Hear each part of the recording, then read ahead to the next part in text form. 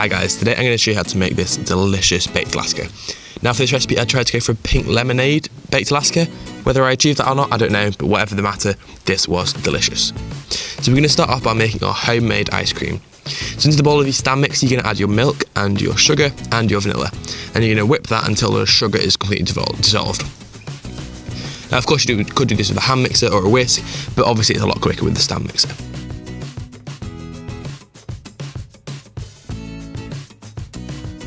So once you've whisked that and it's become all frothy and you can feel it between your fingers and you can't feel any sugar grains, that's ready, and we're going to add in our double cream.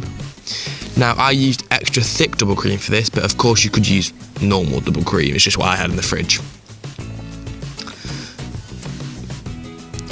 Alongside that we're also going to go in with our Sprite. Now this seems like a weird thing to add, but trust me, it really does work. Next add a sieve and you're going to squeeze in the lemon juice. And then whip that all together. Now this recipe won't really whip up to like stiff peaks like you'd expect. Instead it'll just get a little bit thicker. I'm going to add in some pink food colouring and whisk that all through. Now how cool does this look? When I started whisking it with my mixer and I got these like lines through the pink. I thought that was really cool.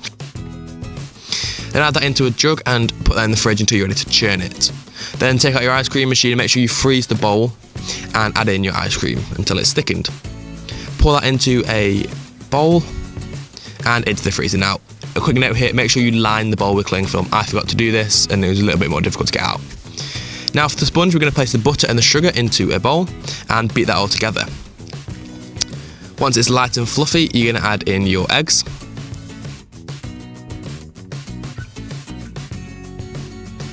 Now if you want all the details of ingredients and quantities and everything like that, they will be in the description box below.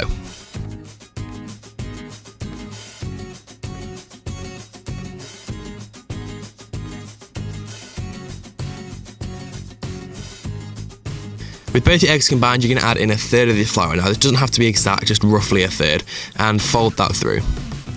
Then you can add in half of Sprite, and again adding Sprite into cake seems weird, but trust me, it does work. Fold that through, and then another third of the flour, fold that through,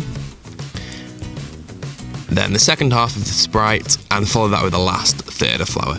Now doing this way, make sure we start and end with flour, and it just helps to prevent curdling. Now admittedly it will happen a little bit, but adding the flour at the start and the end just helps to minimise it. So with all those ingredients combined, you're going to place most of the cake batter, so save about a quarter of it, into your tin, and this tin needs to be the same diameter as the bowl that you froze your ice cream in. Spread that out to the edges, and then you're going to take some raspberry jam and swirl that all over the top of the cake batter. Now if you wanted to use fresh raspberries for this you could, but I thought I would go with jam because I just thought it'd be so much easier to add. So once you've added on that jam, you're going to take the leftover cake batter and you're just going to place spoonfuls of that on top of the jam. So once you've added all that cake batter, you're going to grab yourself a fork and we're going to ripple this together. Now you don't want to ripple this too much, otherwise you'll just end up with a pink raspberry cake batter, and we don't want that, we want a ripple. So just gently swirl it through the batter.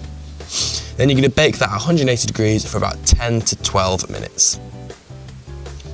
To make the berry curd, you're going to melt some butter in a pan. Then you're going to add in some fresh or frozen raspberries. Give that a quick stir through to coat them in the butter. Then go in with the sugar. Again, give it a quick stir through.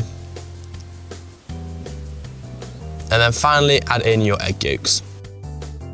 Now this recipe is great because there's 3 egg whites and 3 egg yolks, so you're not going to be left with either egg whites or egg yolks, which is always a pain.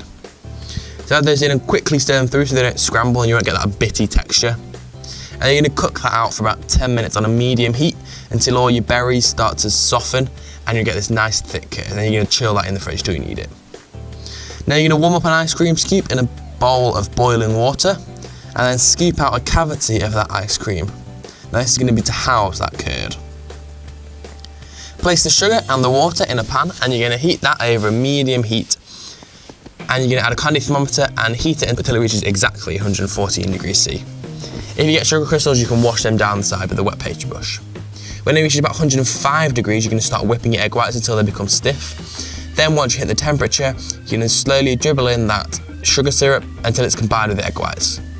Now the side of the bowl here is going to be really warm, so you're going to whip that until it's completely cold to touch. Now if you've not lined your bowl with cling film, you're going to want to place it in a bowl of hot water. If you line it with cling film, it should just come straight out. Then you're going to add in that berry curd into the centre, and then top it with that raspberry ripple lemonade sponge. Add your serving plate on top, and you're going to flip the whole thing upside down. And hopefully that bowl should slide right off. Add your meringue into a piping bag, and I've chosen to use a round tip for this, but you could use a star tip or any other tip you want. And you're going to pipe blobs all over your ice cream. Now it's important here that you can pipe this quickly so your ice cream doesn't melt, and also that it's completely covering your ice cream, because there's going to be an insulation when we blowtorch it. Then you're just going to blowtorch that whole thing until it's browned and caramelized. If you don't have a blowtorch, you can put it in a hot oven at about 200 degrees for literally 3 or 4 minutes until that meringue caramelizes. But a blowtorch is easier, and I think it's so much more fun. Once you've caramelized the whole of that meringue, it's ready to serve. Thank you guys for watching. Make sure you like, subscribe, leave a comment of what I'd like to see me make in the future. You can click here to see my last video and here to see a video randomly selected by YouTube for you.